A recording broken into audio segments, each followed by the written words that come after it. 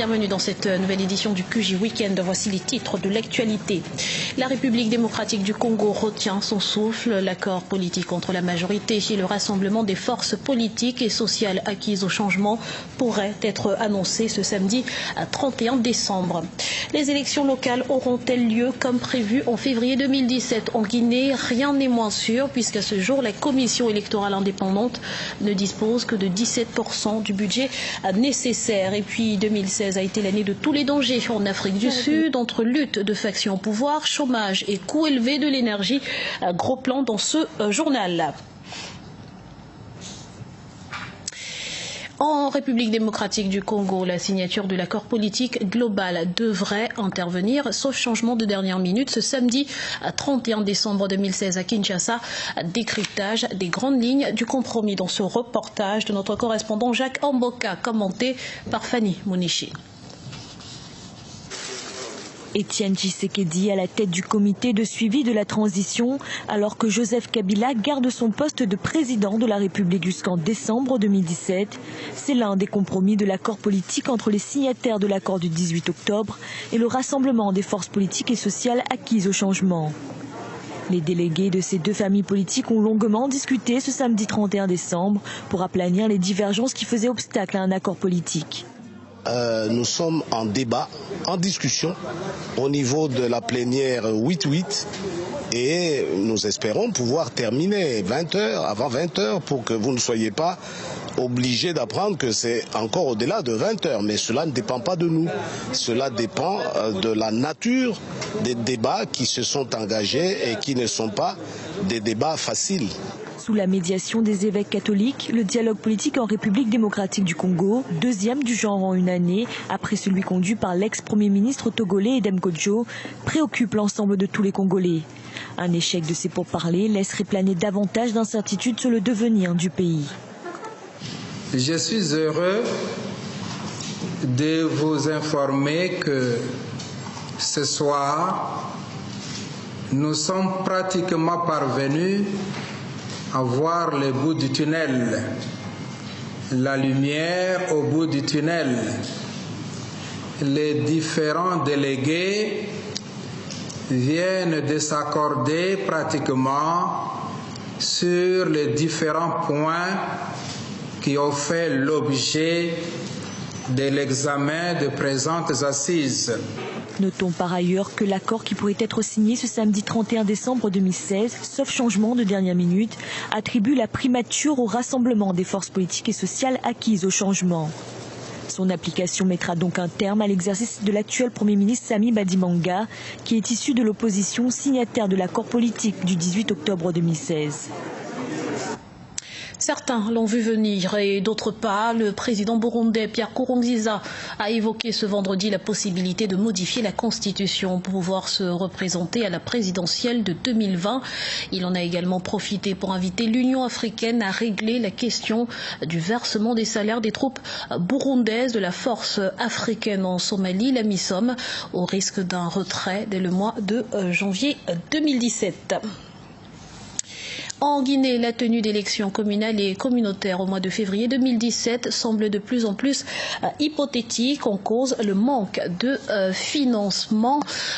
Explication dans ce reportage d'Emmanuel Miimono, notre correspondant, commenté par Idelette Mirabel-Bissot.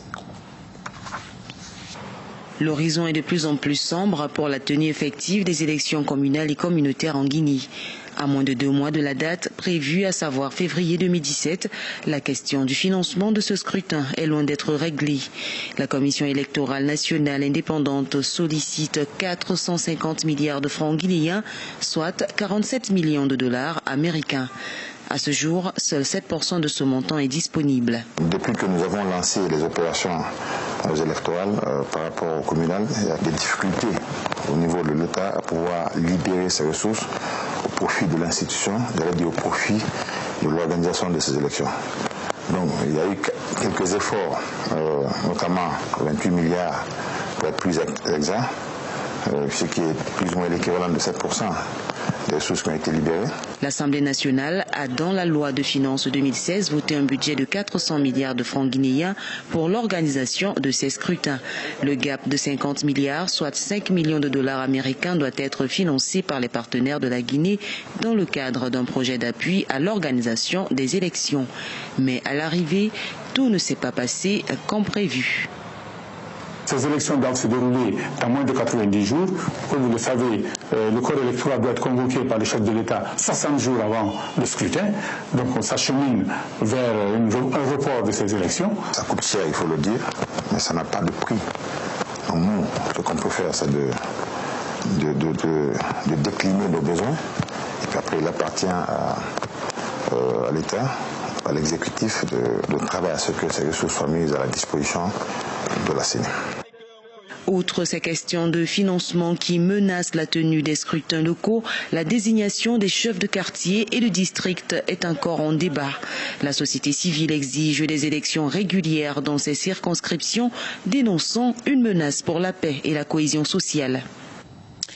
Dans le reste de l'actualité, seuls les salaires des journées prestées seront désormais payés au Tchad. Les députés ont adopté ce vendredi par 114 voix pour, 34 contre et 10 abstentions le projet de loi portant modification de la loi concernant l'exercice du droit de grève dans les services publics. Il ressort que les salaires des journées non prestées ne seront plus à la charge des syndicats, sauf si le motif est le retard généralisé de paiement des salaires ou imputable à l'État.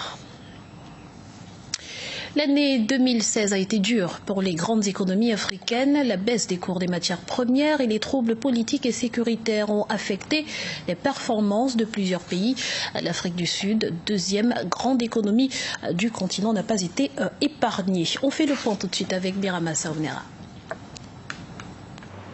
En Afrique du Sud, l'année 2016 sera classée comme l'une des années les plus difficiles sur le plan économique pour le gouvernement. La croissance sud-africaine a sensiblement ralenti en 2016. Elle s'est contractée de 0,1% au premier trimestre 2016, puis elle est passée à 0,6% au deuxième trimestre. Entre lutte des factions au pouvoir et coûts élevés de l'énergie, 2016 a été l'année de tous les dangers pour la deuxième économie d'Afrique.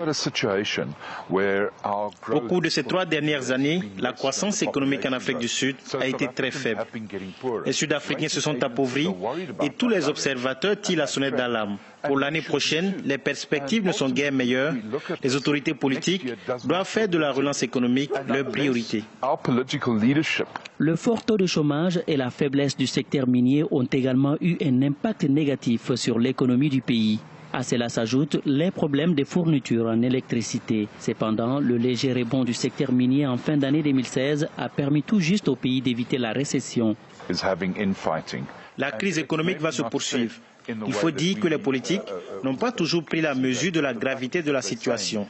Aussi, les réponses apportées restent inappropriées pour relancer l'économie sud-africaine.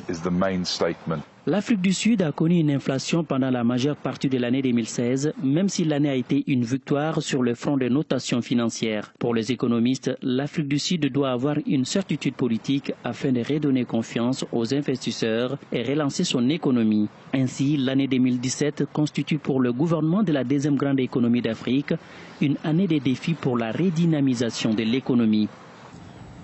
Ce journal a été réalisé par l'ensemble de la rédaction. Merci de l'avoir suivi. Dans un instant, une nouvelle édition de l'actualité sur Africa 24.